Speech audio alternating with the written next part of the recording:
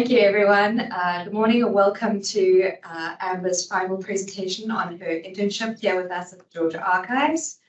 Amber has been with us for the past 20 weeks as the pre-program conservation intern in paper conservation. And we've been thrilled to have her and teach her and enjoy her experiences as well.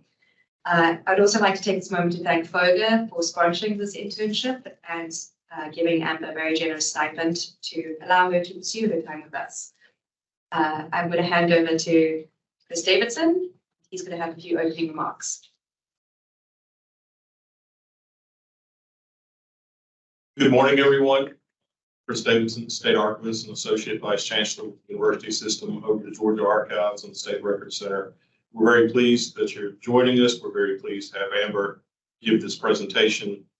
The internship program is a wonderful opportunity for us to not only have someone come and help us, but also to help train and provide further education to someone who's interested in the conservation field. It's very competitive to get into conservation schools, and this internship is very important in trying to give a leg up on getting into those conservation schools. We've been very happy to have Amber here this time period with us. Again, thank you to FOGAH for the generous contribution that allows this to happen. Anyone that's interested, please contact FOGAH. Look at joining FOGAH, donating to FOGAH. They also, one of the big fundraisers is their ornaments. So look into that. You can get to them through our website or to get to their own website. We have examples of the ornaments here at the archives on display. And so if you're interested, please contact them. The funding for FOGAH, a big portion of it goes to this internship program that we're very much very proud of. So thank you, FOGAH. Thank you all for viewing, and hopefully we'll see you here at the archives. So I'm going to turn it over to Amber. Thank you. So as they said, I was the 2023 conservation intern here at the Georgia Archives. And I wanted to, following suit of Scory and Chris, say thank you. I really appreciate that FOGAH continuously offers this internship and offers it as a paid internship because it's very rare to find one of these that exists. And I also want to say thank you to Scory and Tracy, and a special thank you to Tracy for driving work. I'm going to start with a little bit about me. I'm from Hatcher's Pass, Alaska, and much like some of our objects, I don't do well in high temperatures and much rated humidity. So you can imagine that being in Atlanta was a struggle. A cold. And on the right is a picture, and you'll have to excuse the glare. This was something that I found when I ended up going back home to Alaska for a week. And I was very excited because it was a blueprint which was almost exactly like the blueprints that I was working on. Full circle. So this is a blueprint showing Independence Mine, which is a mine. So I am a recent graduate from the University of Pennsylvania, and being that this is a pre-conservation internship, I am looking forward to applying to graduate programs in the next year. And a little fun fact about me, which will make more sense later on, is that I'm easily entertained by miniature versions of everything.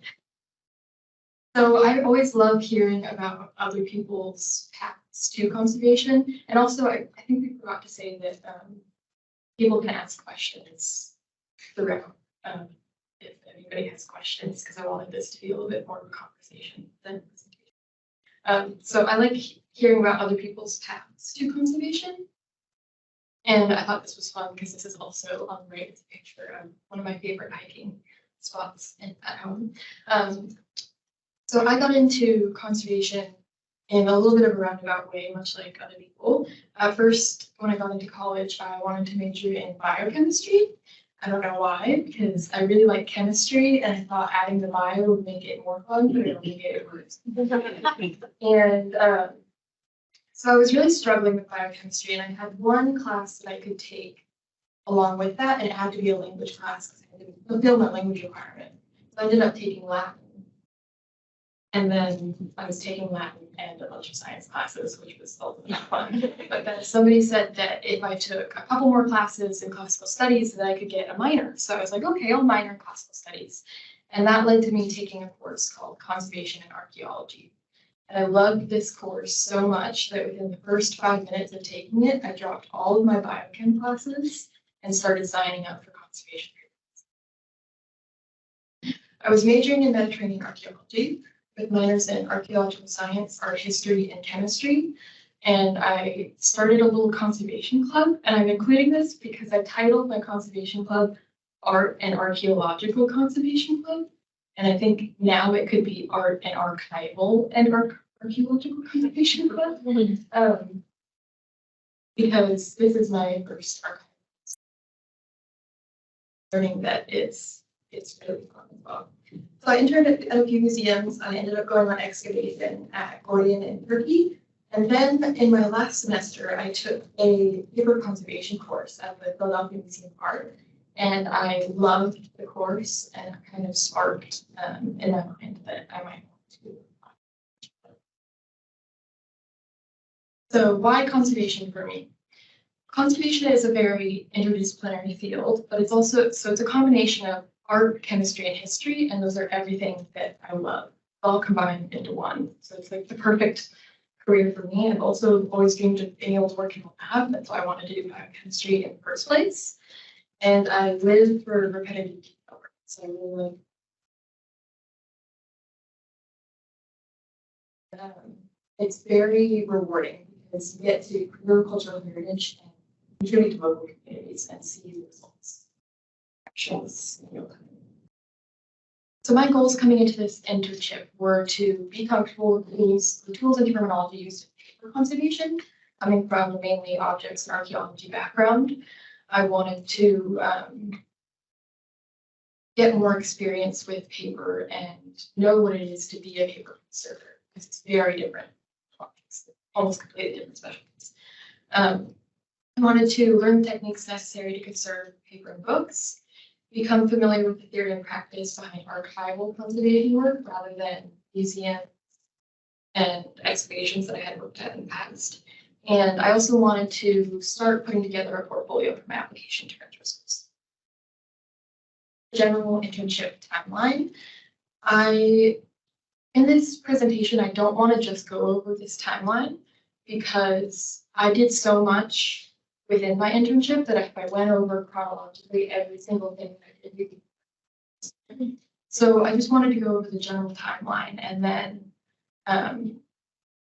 I'll talk a little bit more about some of my favorite projects. So I started with bookbinding, went into making wheat starch paste to methyl cellulose, doing tear repairs, humidification and flattening, tape removal, exhibits with Tracy, treatment reports. I started working on original materials, and then doing tear repairs on starched linen, maps, washing and lining maps, mold remediation. I participated in a disaster recovery salvage workshop, and I started doing book repair. And throughout all of this, we were doing enclosures as well. So, like I said, I don't want to just talk about every single thing I did because it would be too much. So this is a little bit cheesy, but I thought the theme of my internship was a journey of creative experimentation. So in this presentation, I want to go over some of my favorite projects and experiments. And I'm not going to cover everything I did, but I'll go through a little summary, and so you can get a little bit of, of everything. I did a lot of stuff. So I started off with bookbinding. We did supported bindings. So supported bindings are on cotton tapes or cords usually. So on the left is a book that I did on a cotton tape with a French link stitch. And on the right, we have the 3 books that I started off with. So this brown book was a cotton tape French link stitch that Sigourney and I did together. The one in the middle, I always called the unloved middle child because it's the one that I did on my own and because I did it on my own, it didn't. But that one I did on the cord with a forward loop stitch. And the last one is a book that I did on my own. And it was kind of, it was great to be able to make a third book because I learned a lot in the first book with Sigourney. Second book, I made all mistakes, learned from those mistakes. And then in the third book, I got to kind of experiment. So that experimentation included sewing end bands. And here you can kind of see my progression from the first time I sewed the end bands to the last time I sewed them.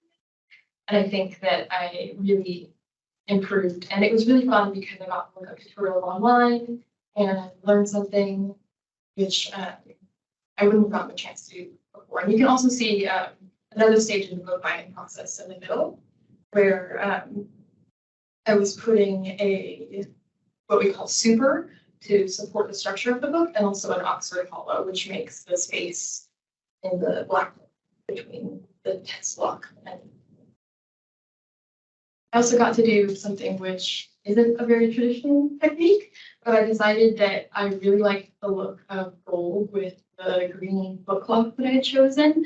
So I decided to embroider my cover, and I loved it so much that this book is now my personal journal. This is a little bit about why I like many things. So I went into miniature bookbinding, and scale is actually accurate. So it's a little bit larger than an inch. And this was really fun. I ended up using a sewing needle thread sewing thread. It was like really fine. It was really fun. And this is a French link stitch on cotton tapes that I had cut in half. So that was really fun. And another project that I did was historical bookbindings. This is full credit to a book artist named Anne Cobell. I had seen a sample of these in another conservation lab, and I thought it would be a great idea to go through chronologically all of the types. So the first book on top from right to left is chronological from medieval to modern links. So the French link is on the left, and I'll just point out a few. You can see the French link on the left. Next to that is the butterfly stitch. That one was really fun to do little gatherings of the stitches.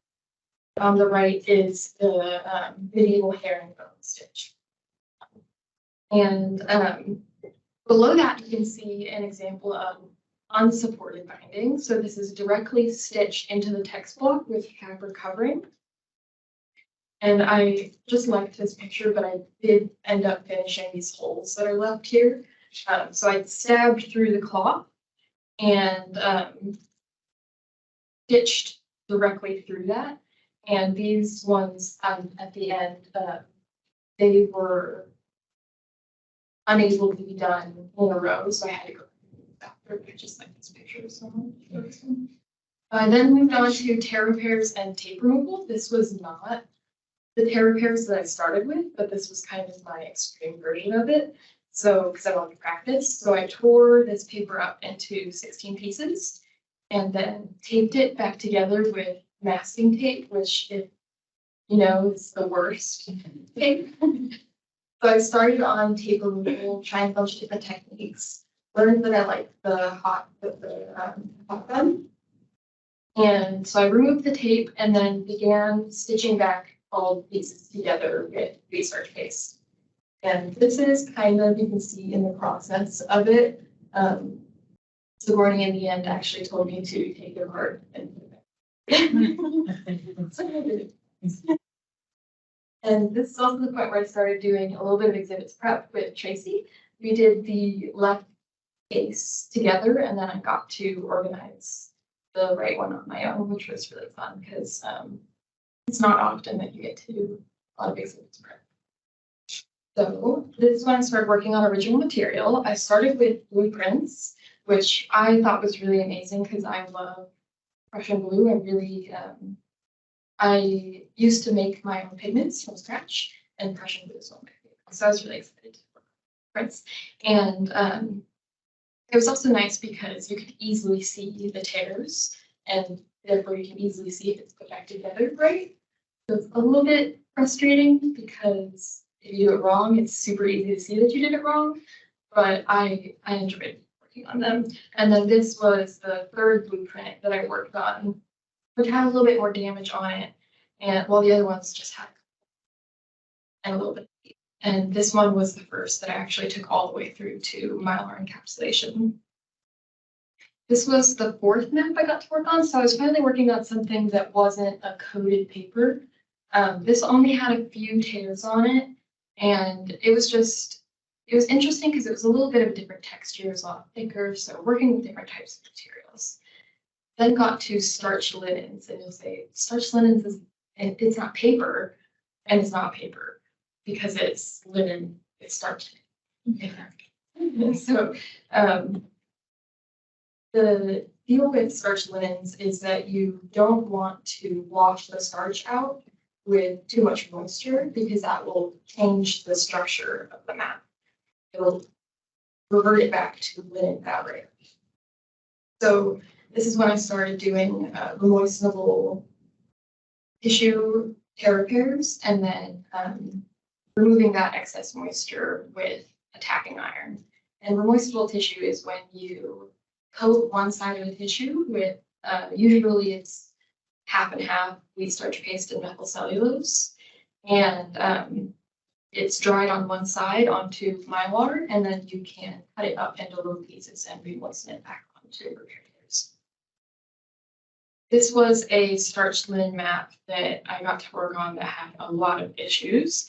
It was, as you can see, torn into 4 different sections, and it was iron gall ink as well, which is an ink that has oxidizing iron in it, which corrodes the support that it's on. So the paper was in, or not the paper, it's starch linen. The linen was in really bad condition, and it was also laminated onto a secondary support of European paper. So I took it off the European paper. I ended up having to fit all these puzzle pieces back together because it was actually separated into 4 sections. And did a little bit of humidifying and flattening, which was adequate. And ended up making some fills for it with a similar colored Japanese paper. And you can see that the end product was. So this was the first map that I got to totally take from tear repairs to washing and lining and then encapsulation. So this was one of my biggest projects. You can see that it was split in half, so that it was a good candidate for lining. I started with doing solubility testing. So we want to test all of the solvents that we're going to use in the treatment on the mat over a sustained period of time, because it's going to be exposed to aqueous immersion for a long period of time. So you want to make sure none of your inks are bleeding. I then started removing the lining, which was really fun. Actually, it was really nasty, but I ended up getting a whole big pile of lining at the end, which made it for a nice picture. So it's great. And here you can see a little bit of the surface cleaning progress. On the right, or on the left here, is before cleaning. And this area in the center is just brushed. And here on the sides, we have cleaning with soap sponge. You can see the kind of levels of cleaning. And because it was cut in half, it was also nice to be able to see the before and after. See how dirty it was before and after. Satisfying. Then we went into the washing process. We did water washing. Some of the other washing techniques that we do are immersion and float washing. In this case, it's laid onto a wet water. We use Avalon because it's a reusable material, but it's wet up on this water, and then through capillary action, the water or Avalon will take all of the soluble acidity into it and hopefully lighten the color as well. So this is the map fully lined. There were a little bit process, but all that matters is that it ended up okay. And it was my first one. So then I got to do a little bit of enclosures. This was one of my favorite parts of the internship, because there's a lot of creativity that can go into it. So we did Mylar jackets at the end on the green book. Then above that is a wrapper. To the right, we have portfolio, the wrapper with a hard case, a phase box, a corrugated pizza box or corrugated clamshell, and then the clamshell box on the end. And I actually got to make this paper too. It's a piece of paper. And you can see that tiny box that I did before, or the tiny book that I did before, also turned into another box of boxes. So in the end, I had a box of boxes inside of the box, which was really fun. And I had a lot, I had a good time making all the tiny things, and it made me very happy. I also got to do another type of enclosure, and you might say, that's not an enclosure, that's a book. But actually, it's a pop-up book. So the book pops out, and this is something that I actually got off of Pinterest, and I had a lot of fun, first of all, designing it, trying to make it look like a book on the outside, but also I wrote instructions for it, so if future interns want to make the box on their own, they can do so without having to figure it out by themselves. So that was really fun.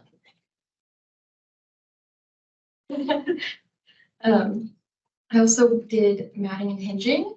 So I made some mock-up artworks and went through different types of hinge methods and matting methods. So we have non-adhesive methods, so paper photo corners at the bottom right, Mylar photo corners, as well as edge strips and edge wraps.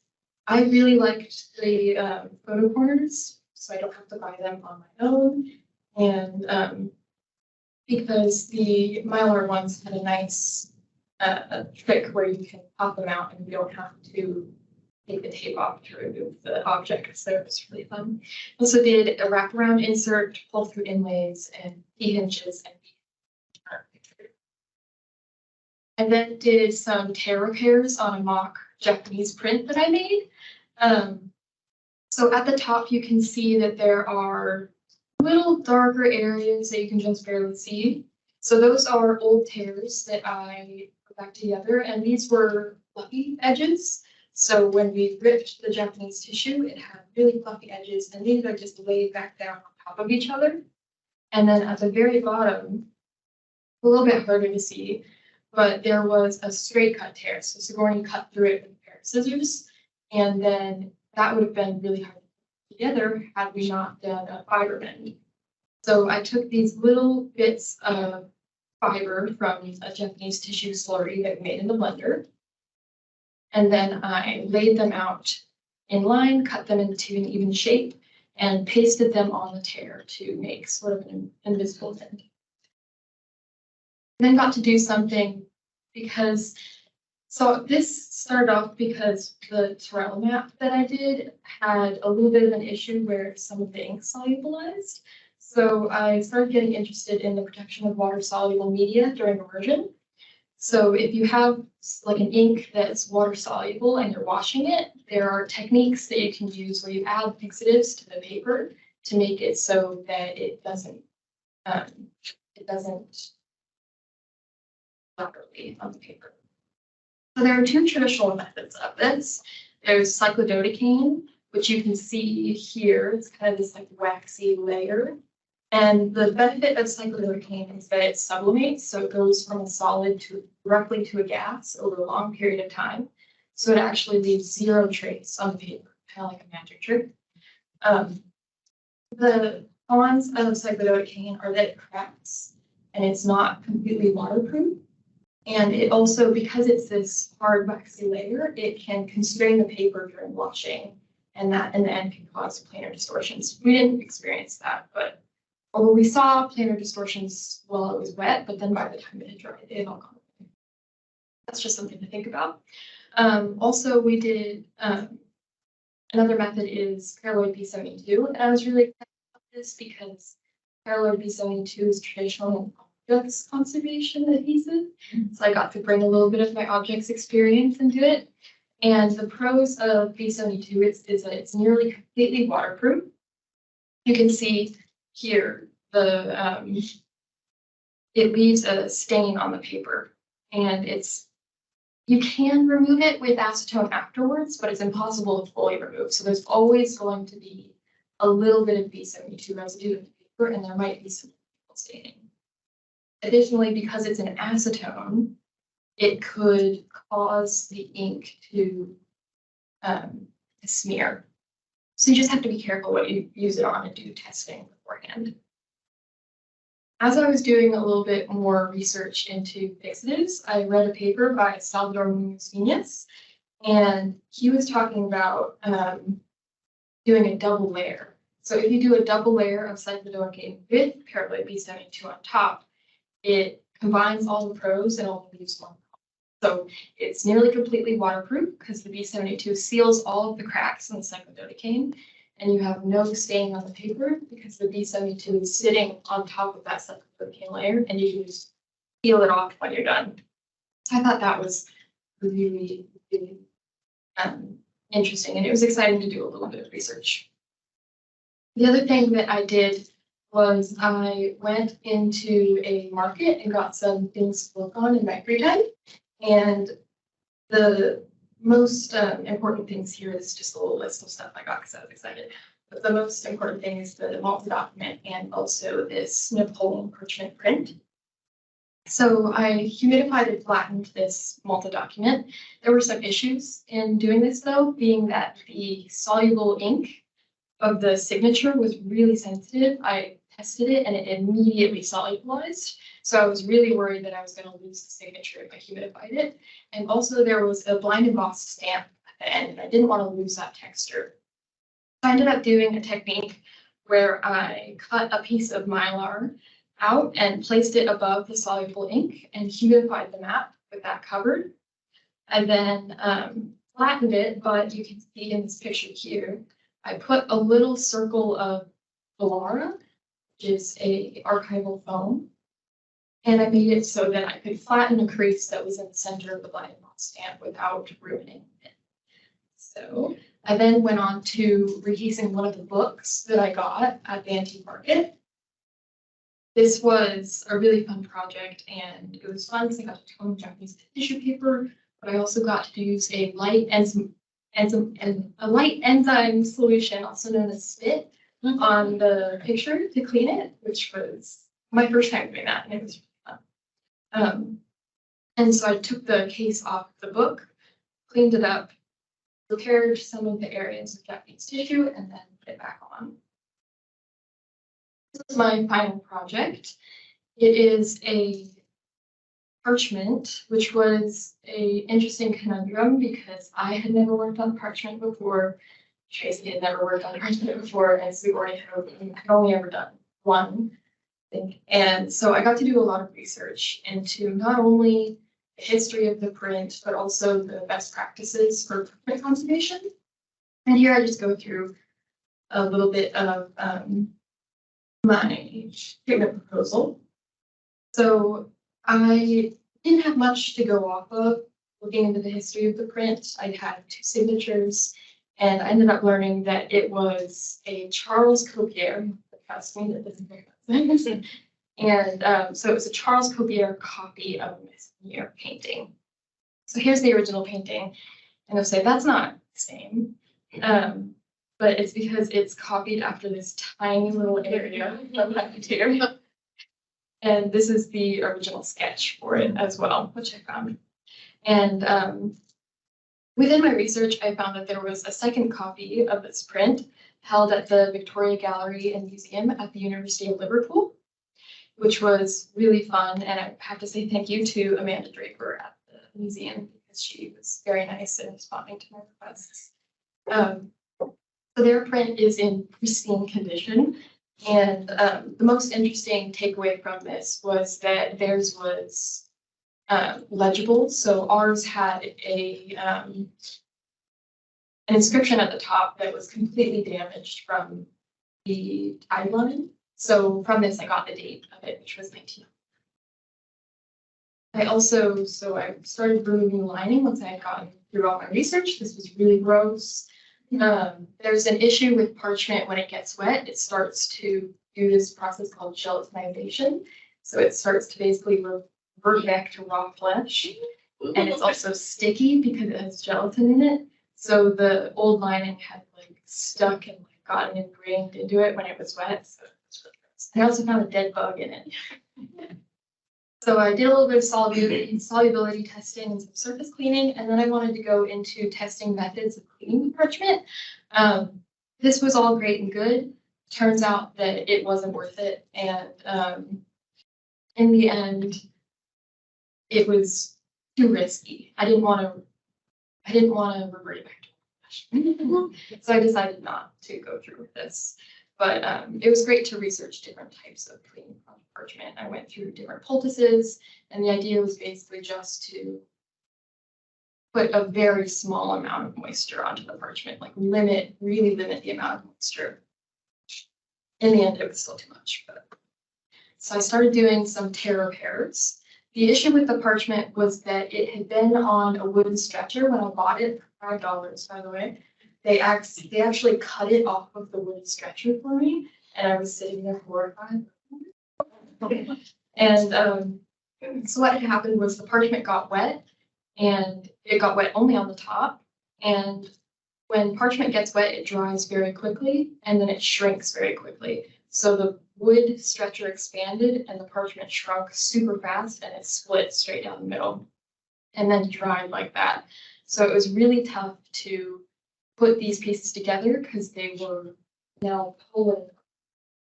But I ended up doing it with some Japanese tissue and gelatin.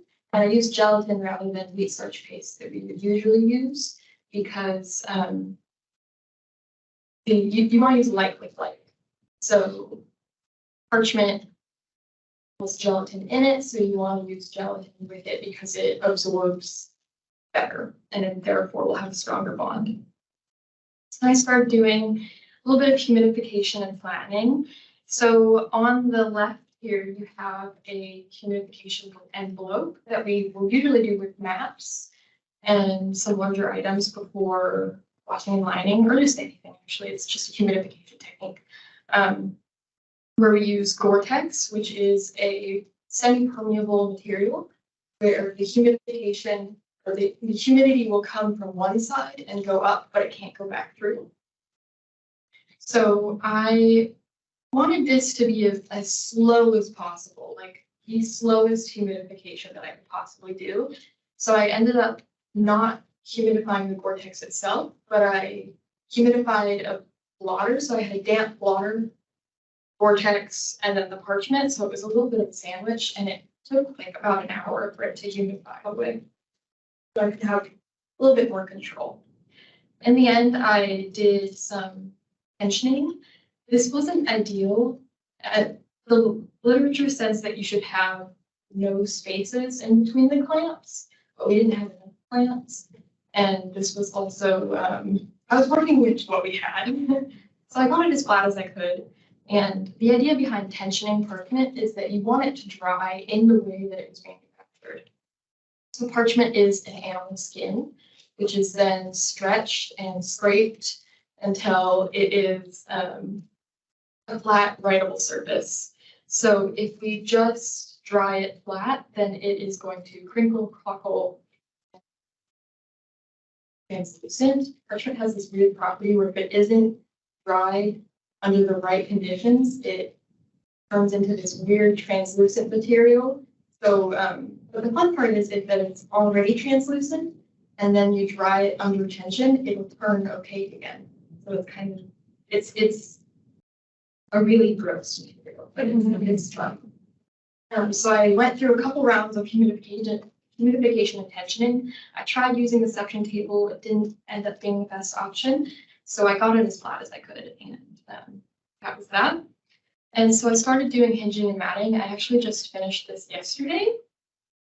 So I did a tensioning hinge technique where you want to have, and that's why I have all of these little rectangles on the side. These are my Japanese tissues, because you can't really see it on the parchment here. But so I had 1/2-inch strips of Japanese tissue placed at 1/2-inch intervals along all of the edges of the parchment to keep it in tension while it is shipping back home. And I actually shipped it with Tracy yesterday. So I hinged it and then I mounted it into a nice little window mat. And so you can see the for conservation. And like I said at the beginning, I didn't go over everything, but I wanted to do a brief summary. So in the end, I made 7 books. I conserved more than 8 maps because I helped them. And I repaired 5 books. I made 18 enclosures. I made 6 different types of adhesive. I conserved 1 personal document, 1 personal parchment. I wrote around 10 conservation reports and experiments conducted, too many to count, all of them measurable. So here's some of the lessons learned and lessons that are still being learned. I'm working on this. I can be a little critical of myself. So not achieving perfection is not a failure. You're not always going to get something on the first try and take photos. I didn't take enough photos. And measure twice, cut once, but really measure 3, 4, 5 times and still cut a few times. It's always going to happen. Thank you for this opportunity. And any questions? Do the marbling on this book here, the pop-up book as well? No. Or do you have that? It's really pretty. This is Sigourney's paper that she let me. Okay. Granite. And that may not. I be didn't make it marbling. either. Okay. It's a process.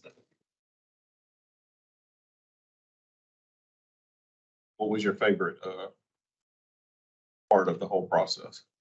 I think my favorite part, I feel like I had a lot of projects that I really love, and it's like trying to choose between babies. But I think my favorite part was being. You were talking about trying to test the solutions and like the water solubility and everything. The one, the cyclo, did you find when experimenting with those that anytime you try to remove substances that like ink would lift off? So after we did the experiment with cyclodocaine, I went and tried to peel the B72 off, like I said you could, and it was peeling off, but I also think that it would have been better for me to wait. And cyclodocaine can take months to fully sublimate off. So I didn't have much time to wait, so I was a little impatient, and it was on a lock, so I just was gonna do it anyways. But so I was picking it off, and sometimes when I pick the cyclodocaine off, it would take off a little bit of ink, but there would be no reason to do that in such a reason. So ideally, it wouldn't take off anything, and it wouldn't leave any trace. What do We you- have a comment. It just says, unfortunately, I have to run. This is from Karen, I believe. Great job, Amber. Love the pop-up book. What one thing you think was the biggest surprise, something you learned that you didn't expect to learn, or something you liked that you didn't expect to like? I think that I was surprised by the fact that you can do as much solubility testing as you want, like all the solubility testing in the world, and then you can wash something and it's still. I was always surprised. But you were always like, it's fine, we tested it, it's fine. And then it would eventually, here we go. That was a learning process. You said you had worked at some museums previously, right?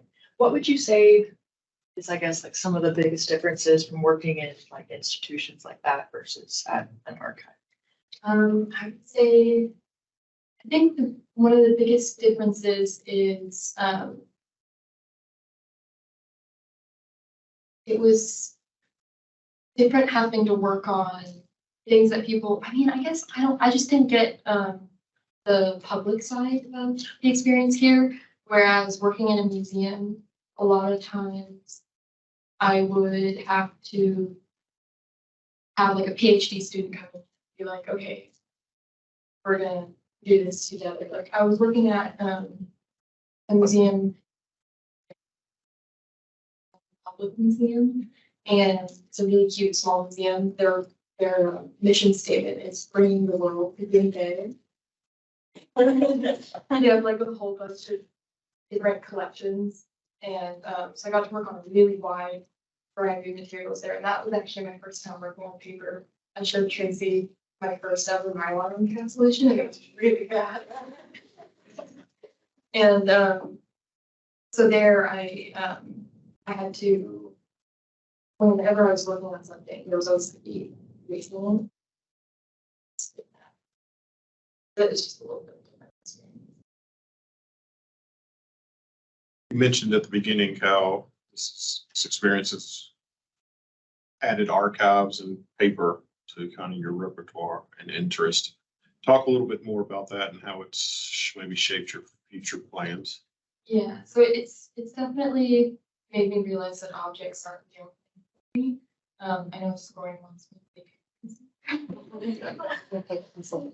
but I think it made me realize that I need to do a little bit before I go to grad school. I was planning on applying to grad school this year, but this internship has made me realize that there's more out there and more stuff that I still need to do.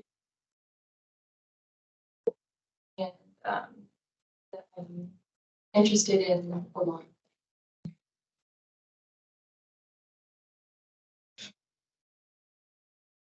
And not really a question so much, but a comment. I just really liked seeing the progression of your progress throughout the internship, especially like the threading the book ends, things like that, and your final project. I think that was fantastic. Yeah. Would you like to expand a bit more on what your next steps and plans are for after this internship?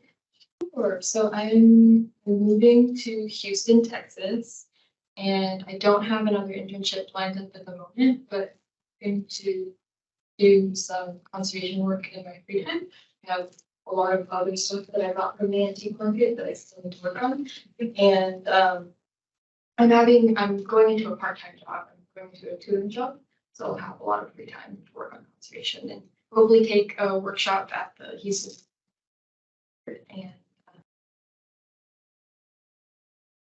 and apply for other internships and probably going back to Oregon for excavations.